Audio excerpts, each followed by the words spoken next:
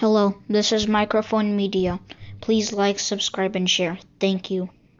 ሰላም ጤና ይስጥልኝ እንደምን ዋላችሁ እንደምን አደራችሁ በመላው ዓለም ላይ ያላችሁ አድማጮቻችን ሰላም ለእናንተ ይሁን። ይህ ማይክሮፎን ሚዲያ ቁጥር 2 ነው። ለማይክሮፎን ሚዲያ ቁጥር 2 አዲሱ ቻናላችን ነው። አድማጮቻችን ሰብስክራይብ ያላደረጋችሁ ሰብስክራይብ አድርጉ፣ ላይክ እና ሼር በማድረግም እንድትጀምሩት እንጠይቃችኋለን። እንግዲህ ማይክሮፎን ሚዲያ ቁጥር 2 በአማርኛ ለህዝባችን የምንመጣበት ልሳን የምንሆንበት ነው። ተለያዩ አካላት ከተለያዩ ከፍተኛ ባለስልጣናት ጀምሮ ወደኛ የሚልኩልን ኢንፎርሜሽን ወደ እናንተ እናመጣለን። ከህዝባችንም ሰቆቃው ሁሉም ነገር እየደወሉም እየጻፉም ኮፒ አድርገውም የሚልኩልን ነው ወደ እናንተ ምናቀርብላችሁ። ዛሬ ይዘንላችሁ መጥተን ያለነው ግን አድማጮቼ እመኑኝ ለታሪክ ማስቀመጥ አለባችሁ። ለልጆቻችሁ የምትነግሩት ነው የምታስተላልፉት ነው። ኢትዮጵያን ለመፍረስ ኢትዮጵያን ለዚህ ዳርጓት ያለውን የአብይ አህመድ ስልጣን እንዴት እንደመጣ ከሐስከፈ ልንሰጣችሁ ነው። እርግጥ አንድ ትልቅ መጽሐፍ ይወጣበታል። አጠር አድርገን ግን ማን ምን አለ ምንስ ተደረገ ይህንን በደንብ እንነግራችኋለን። እነዚህ ብቻ ሳይሆን የደህንነቱ መስሪያ ቤት ኃላፊ የነበረውን ጌታቸው አሰፋ ምን ብሎ ነበር? ኢትዮጵያ መከላከያ ሰራዊት ኢታማጆር ሹም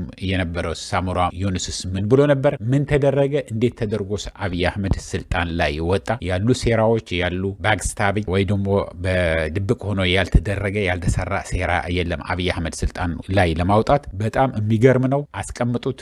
ማን ምን ብሎ ነበር ያሉ ናቸው። እነዚህ በሙሉ የሚመሰክሩት ነው። ተጠይቀው አንድ አይነት መልስ ነው የሚሰጧቸው። አብይ አህመድ ምን አስበውት እንደነበር ምን ይሆናል ብለው ማን ምን አስቦት ነበር? ማን ያውቀው ነበር? ምን ተናግሮ ነበር? እሱ ግን ምን ሆኖ ተገኘ? ለወዳጆቹስ እንዴት አይነት ሰው ሆኖ ተገኘ? ይህንን በዝርዝር እናወጣላችኋለን። ግን ድብቅ ስለነበረ በዝግ ስብሰባ ስለነበር ኢህአዴግ የሚያደርገው በዝግ ብቻም አይደለም ለሚዲያ ለምንም ያልቀረቡ ኢንፎርሜሽን ነው የምንነግራችሁ። በጣም የሚገርም የሚያስደምም ነገር ነው። ከኛ ጋር እስከ መጨረሻ ቆይታችሁ ስሙት፣ ሌሎቹም እንዲሰሙት። ግን እኛ ሁሉ ጊዜ እንደምንላችሁ ልሳን መሆን የምንችለው እናንተ ላይክ ሼር በማድረግ ህዝባችን እንዲሰማ ብታደርጉ ነው። ይህንን የምንላችሁ ሌላም ይሄ አግዙን ይሄ ስጡን ይሄ ምናምን አድርጉልን ምናምን አንል። ብዙዎቹ የሚያዩን ኢትዮጵያ ውስጥ በተለይ ደግሞ አዲስ አበባ ያሉ አድማጮቻችን ናቸው። አንደኛ ቁጥር 1 ተመልካቾቻችን ብዛት ማለት ነው አዲስ አበባ ነው ያለው። ሁለተኛ ደግሞ አሜሪካ፣ ሶስተኛ ሳውዲ አረቢያ፣ ከዛ በኋላ ጀርመን፣ እንግሊዝ እያለ ነው የሚሄደው። በየቀኑ ምን ያህል እንዳየው ይነግረናል። ዩቲዩብ አናሊሲስ አለ። ስለዚህ እናውቃለን። እና አዲስ አበባ የሚታይ ደግሞ በብዛት የሚታየው 5 ሳንቲም አይገኝበትም። ምክንያቱም አንዳንዶቹ ሲጽፉ ሆን ብለው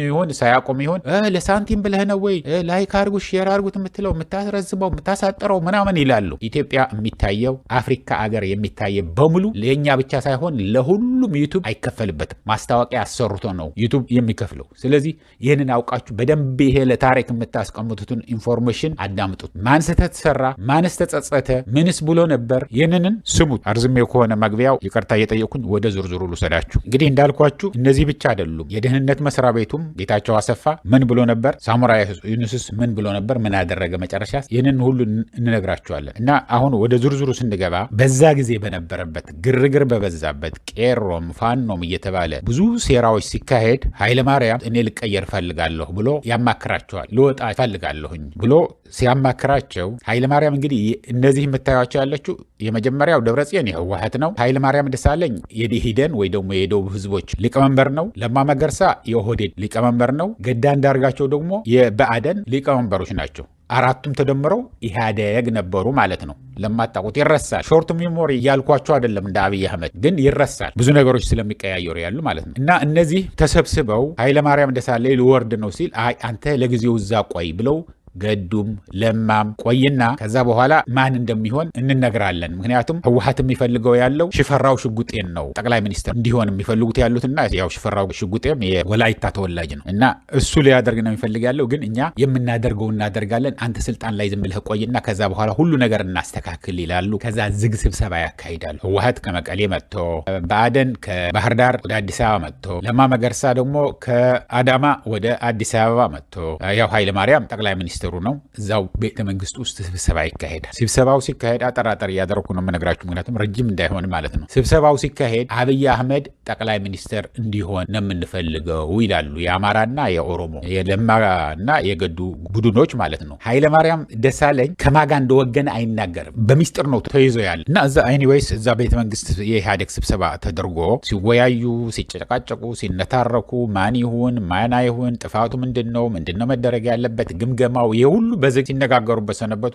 ደብረጽዮን እጁን አውጥቶ በቃ በምንም ተአምር አብይ አህመድ መሆን አይችልም፣ አብይ አህመድ ችሎታውም አያቅሙም ትምህርቱ እውቀቱም ልምዱም ሁሉ ነገር የለውም መሆን አይችልም ይላል። እነ ለማ ደግሞ መሆን አለበት ይላል። ለአማራው ደግሞ ገዱም ወይ ደግሞ አብይ አህመድ መሆን ይችላል ብለው ብቻ ሲጨቃጨቁ አመሹ። ያኔ ጌታቸው አሰፋ በጣም ጌታቸው አሰፋ የደህንነት መስሪያ ቤት ዋና አለቃው የነበረ ነው ኢንሳ ያለ ለአብይ አህመድ። ጌታቸው አሰፋ ደግሞ ተነስቶ እኛ በፓርቲያችሁ እጃችን ላለማስገባት ብለን ነው እንጂ አብይ አህመድ ጠቅላይ ሚኒስትር መሆን አይችልም። ምክንያቱም አብይ አህመድ ጠቅላይ ሚኒስትር መሆን የማይችልበት ባንዳ ነው። ከኤርትራ ጋር ይገናኛል፣ ከግብጽ ጋር ይገናኛል፣ ከአሜሪካ ጋር ይገናኛል። ከሁሉም ጋር እየተገናኘ ሚስጥር እያወጣ ሲሰጥ ስለነበረ ነው ከኢንሳም እንዲባረር የተደረገው። ከዛ በኋላ ደግሞ የተወካዮች ህዝብ በሻሻ ተመርጦ ወደዚህ እንዲገባ የተደረገው እንጂ አብይ አህመድ ኳሊፊኬሽኑም የለውም፣ ሊታመንም አይችልም፣ ትምህርት ብቃትም የለውም፣ ችሎታም ያለውም፣ አዝሮም አያስብም ብሎ በደንብ አድርጎ ይናገራል። እኛ ይሄን እንዳንላችሁ ግን ፓርቲ ውስጥ እጃችን ማስገባት ስለማንፈልግ ነው ብሎ ጌታቸው አሰፋ ይናገራል። ይችን በደንብ መጨረሻ ላይ ታይዋታላችሁ። የጌታቸው አሰፋ ምን ያህል አብይ አህመድ እንደሚቀየሙ። ጌታቸው አሰፋን ይዞ ለህግ ለማቅረብ ያልጣረው ያላደረገው ነገር የለም። አሁንንም ቢሆን ጌታቸው አሰፋ ለመያዝ የማያደርገው ነገር የለም። ምክንያቱም ያ ሁሉ 3-4 ተደረገ፣ 3-4 ሳምንትም ሊሆን ይችላል የተደረገ ስብሰባ በጌታቸው አሰፋ ንግግር በቃ አብይ አህመድ እንደማይሆን ታወቅ። ለምን በሐቁን አውጥቶ ይሄ ነው በቃ ያለው ይሄው ሊክደው አይችልም። ከኤርትራ ጋር በየጊዜው እየተገናኘ ሚስጥር እያወጣ ነበር። ከግብጽ ጋር እየተገናኘ ሚስጥር እያወጣ ነበር። ከአሜሪካ ደግሞ እየተገናኘ ሚስጥር እያወጣ ነበር። ስለዚህ ይሄ አገር ወክሎ ሊሰራ አይችልም፣ እምነትም ችሎታም ምንም ነገር የለውም ሲል ሊመረጥ እንደማይችል አብይ አህመድ እነዚህ ይገባቸዋል። እንደነገርኳቸው ኃይለማርያም ደሳለኝ ከማጋ እንደሆነ አልገለጸም። በህወሓት ሳይድ ደቡብ ህዝቦች ህወሓት ጋር ነው ያለው ብለው ነው የሚያምኑት። የተወሰኑ ከዛም ተብሎ ያው ሽፈራው ሽጉጤ ሊመረጥ ይችላል፣ እሱ ታማኝ ነው፣ ከሌሎቹ የተሻለ ነው ብለው ነበር ያቀረቡት። ከዛ በኋላ ስብሰባው ይበተንና በቃ ነገ እንግዲህ እንነጋገርበት፣ አሁን መተማመን ስላልቻልን ነገ ተነጋግረን ከዛ በኋላ ምርጫ እናደርጋለን ይባባላሉ ተብለው ይበተናሉ ማለት ነው። ለህወሓት ተልከው የመጡት ከትግራይ ከደብረጽዮን የሚመሩት ያው ቀጥታ ወደ ሆቴላቸው ሂደው ያርፋሉ። እነዚህ የምታያቸው ሶስቱን ግን ከሌሎች ጋር ሆነው ራሱ ሳሞራ የኑስም ይህንን ነገር በትክክል አንተ እንግዲህ ጌታቸው አሰፋና ሳሞራ የኑስ ጥላቻ አላቸው፣ አይስማሙም ነበር። በግል በትንሽ ነገር በግል ቂም ስላላቸው አንዱ ለአንዱ ያደረገው ወይ የተናገረውን ለማፍረስ ይጥራሉ ነበር የሚባለው። ነበረም ሚስጥር እያወጣ ስብሰባ ላይ የተደረገውን የተሰራውን ለአብይ አህመድ እያሳለፈ ይሰጥ የነበረ ሳሞራ የኑስ ነው፣ ከፍተኛ ባለውለታው ነው። ስለዚህ ነገ ከተሰበሰባችሁ ምርጫ ነገ ከተደረገ አብይ አህመድ አይመረጥም፣ ፈራው ሽጉጤ ይመረጣል ወይ ሌላ ሰው ነው የሚመረጠው እንጂ ሊመረጥ አይችልም ይላቸዋል። እንግዲህ ህወሓት እንደምላቸው ያሉት ጉዞውን ጠቅልሎ ወደ ሆቴሉ ተኝተዋል፣ ነገ ጠዋት እንገናኛለን ብለው። እነዚህ ግን ተሰብስበው እንግዲህ እኛ ራሳችን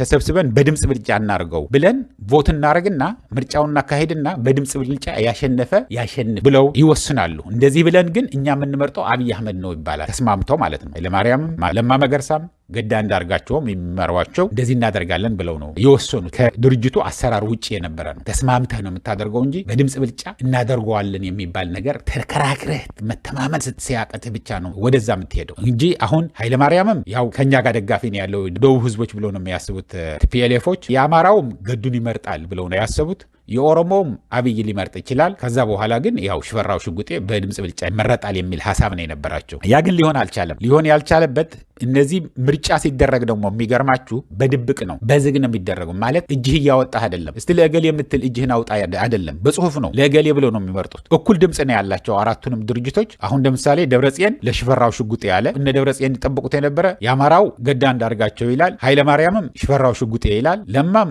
ለአብይ ይላል ብለው ነበር ያስቡት። አሁን ግን በሚስጥር የወሰኑትን ውሳኔ ምንድነው? ሶስቱንም ድርጅቶች በኃይለማርያም ሊቀመንበርነት ስለነበረ እርግጥ ከደቡብ ህዝቦች የተወሰኑ ከህወሓቶች ጋር ነበሩ፣ ግን በኃይለማርያም ደጋፊነት አብይ አህመድ እንዲመረጥ ይደረጋል። ከዛ በኋላ ይህንን በሴራ እንደሆነ ደግሞ ይሰሙታል ህወሓቶች። ታስታውሱ እንደሆነ መፈንቅለ መንግስት አድርግ ብለው ነበር፣ እኔ ያላደርግም ብዬ ነው እንጂ ምናምን ብሎ ሳሞራ የኑስ ሲናገር ነበር። ከአውሎ ሚዲያ ጋር ተናግሮ ነበር፣ ኢንተርቪው ተደርጎ ማለት ነው። ስለዚህ አሁን ብቻ ዞሮ አብይ አህመድን በድብቅ መርጠው እዚህ ስልጣን ላይ አውጥተው አሁን ያለችበትን የኢትዮጵያ ምስቅልቅል፣ አሁን ያለውን ኢትዮጵያ ችግር፣ መንቀሳቀስ የማትችልበት ልማት የሌለበት ዶንቆሮ የሆነ አካሄድ በመወሰናቸው ከፍተኛ የሆነ ጸጸት ነው የሚሰማቸው። ሶስቱንም መጀመሪያ ስልጣን ላይ እንዲወጣ ከፍተኛ ጥረት ያደረገለት ለማ ነው። ለለማ ነው መጀመሪያ ያባረረው። አስሮ ቁም እስረኛ አድርጎ አሰቃይቶ ከዛ በኋላ አባረረው። ከዛ በኋላ ገዱ ይኸው አባሮት እዚህ አሜሪካን ሀገር ጎረቤታችን ነው የሆነና ያልሆነ ስራ እየሰራ ይውላል። እርግጥ አደንቀዋለሁ፣ እውነት ለመናገር በጣም ነው የማደንቀው ገዱን። በምንድን ነው የማደንቀው? ዝም ብሎ እኔ እዛ ስልጣን ላይ ቆይቼ እንዴት አድርጌ ነው የሆነ መናኛ ስራ ሰርቼ የምበላው ብሎ ቁጭ ብለው ነው የሚውሉት። ሌሎቹ ያረጀች ከረባታና ሸሚዝ ለብሰው ሲዞሩ ነው የሚውሉት። እሱ ግን እየሰርቶ እየበላ ነው ያለው። በዛ አደንቀዋለሁ። ግን ተባሮ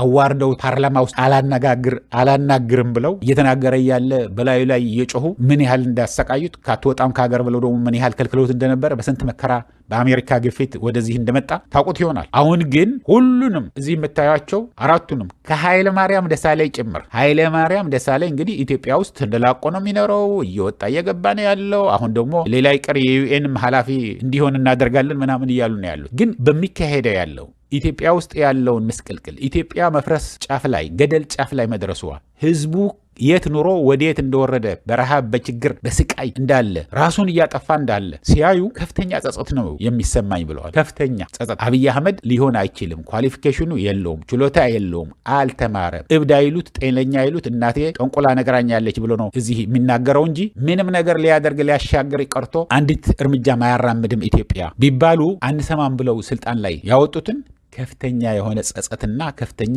የሆነ ሐዘኔታ እንዳላቸው በውሳኔያቸው ምን ያህል እንዳዘኑ ነው የሚናገሩት ያሉት አድማጮች። ይህንን ግን ሁል ጊዜ ተጠንቀቀህ የሚደረግ አገርን ያክል በምስጢርና በሴራ አንዱን የጎዳህ መስሎህ ለትግራይን ወይ ደግሞ ለህወሓትን የጎዱ መስሏቸው ያደረጉትን ሴራ አሁን ኢትዮጵያ የት አድርሰዋት እንዳለ አይተው ራሳቸውም ተጸጽተዋል። ቅድሚያ የተጎዱትም ከማንም በላይ በተለይ ገዱ በተለይ ለማ አሁን አገሩ መምጣት አይችልም። እንዲያውም አስረው ሊወስደው ይፈልጋል። ልክ ለታየ ደንዳአ እንደሚያደርገው ያለው እንደዛ እንዲያደርገው ነው የሚፈልገው። አብይ አህመድ ቢሆንለት ለማ መገርሳን ልክ እንደ ታየ ደንዳአ አስሮ እያሰቃየ አንድ ትንሽ ቤት ውስጥ ህይወት እስከ ያልፍ ድረስ ቢያስቀምጠው ደስታው ነው። እንደዚህ አይነት ሰው ነው አብይ አህመድ። ስለዚህ ሁሉ ጊዜ አድማጮቼ በጭፍን መደገፍ የለብንም፣ በጭፍንም መቃወም የለብንም። ምንድነው የሚሰራ ያለው? ማን ምን እየሰራ ነው? ማንስ ምን ሊሰራ ይችላል? ይሄስ 130-140 ሚሊዮን እየተባለ ቁጥር የሚነገርለት የኢትዮጵያ ህዝብ ሰፊና ብዙ ታሪክ ያለው ህዝብ ነው። አሁን እርስ በርሱ ማባላት ነው የሚፈልገው አብይ አህመድ። እርስ በርሱ የድሮ መሪዎች አባቶቻችን ምንድነው ሲያደርጉ የነበረ? እንዲጠናከር፣ እንዲዋደድ፣ ይቅር እንዲባባል በጋብቻም በምንም ጋብቻ ስትንሰሪ እየተባለ በድሮዎቹ በአፄ ኃይለ ሥላሴ ጊዜ በኋላም ቢሆን እንደዛ የተደረገ ተጋምዶ ተሳስሮ የኖረው እኮ ተዛምዶ የኖረው በሁሉም ነገር ይገናኝ ስለነበረ ነው። አብይ አህመድ ግን እንዲገናኝ የኢትዮጵያ ህዝብ አይፈልግም። ሰላም ፈጥሮ እንዲኖር አይፈልግም። እርስ በርሳቸውን አናቁሬ አማራና የትግራይ ህዝብን እስከ ወዲያኛው ተጣልተው እየተዋጉ የሚኖሩበትን ነው ሲጭር የሚያድረው። ኤርትራና ትግራይ እንደዛ፣ አማራና ቤንሻንጉል እንደዛ፣ ሁሉንም ሶማሌና አፋር እንደዛ፣ ኦሮሚያና አፋር፣ ኦሮሚያና ሶማሊያ፣ ኦሮሚያና አማራ እየተጣራ እየተናቆረ እሱ ብቻ ንጉስ ሆኖ እንዲኖር ነው የሚፈልገው ይሄ ሰውዬ። ይሄንን ግን ገብቷቸዋል። የድሮዎቹ መሪዎች የአሁኑ ስደተኞች ገብቷቸዋል እና ከፍተኛ የሆነ ሐዘኔታ እንዳላቸው ነው ሰምተን ያለ ነው። ታሪኩ ግን እንደዚህ ነው። በድብቅ በሴራ የተሰራ ነገር ነው። ጌታቸው አሰፋ ግን አስቀድሞ እየተናገረው ነው። አብይ አህመድ ባንዳ ነው፣ ሚስጥር አሳልፎ ለጠላት የሚሰጥ ነው፣ ከግብጽ ገንዘብ የሚቀበል ነው፣ ለግብጽ የሚሰልል ነው፣ ለኤርትራ የሚሰልል ነው፣ ለአሜሪካ የሚሰልል ነው። ስለዚህ ይሄ ሊሆን አይችልም። ይህንን ደግሞ አለን ዶኩሜንት። በዛ ምክንያትም ነው ከኢንሳ ተባሮ ስራ ፈቶ ነው የነበረው። በስንት መከራ አባዱላ ገመዳ ለምነው ተመርጬ የፓርላማ አባል ልሆን ብሎ አሁን ተመርጦ እንዲመረጥ አድርገው መጥቶ ያለው መለመንም ብቻ አይደለም። የአባዱላ ገመዳ ሚስት እህት እኮ ሚስቱን ይችን አሁን ዝናሽን ጥሎ አብይ አህመድ ዝናሽን ጥሎ ማለት ነው የአባዱላ ገመዳ የሚስቱ እህት አግብቶ ነበር ወይ ደግሞ በጓደኝነት ተያይዘው ነበር። ይህን ያህል ነው ሴራው። ይሄ ሰውዬ ቀላል እንዳይመስላል። ለዛች ለስልጣኑ ሲል ያላደረገው የማይወጣው የማይልሰው ጫማ የማይስመው ነገር የለም። አሁን በጣም ከሚጠላቸው ከነጌታቸው ጋር ተቃቅፎ እየተሳሳመ እየተነጋገረ እየተጎራረሰ ስታዩ ወደዋቸው እንዳይመስላል። ለጊዜው ሊጠቀምባቸው ስለፈለገ ነው። ከዛ በኋላ ግን አክንቱፍ ብሎ ቆሻሻ መጣያ ላይ ነው የሚጥላቸው። ይህንን እያልኩ እንግዲህ አድማጮቼ ለአሁን እዚህ ይበቃኛል። እስከሚቀጥለው ጊዜ ድረስ ሰላም፣ ደህና ዋሉ። ደህና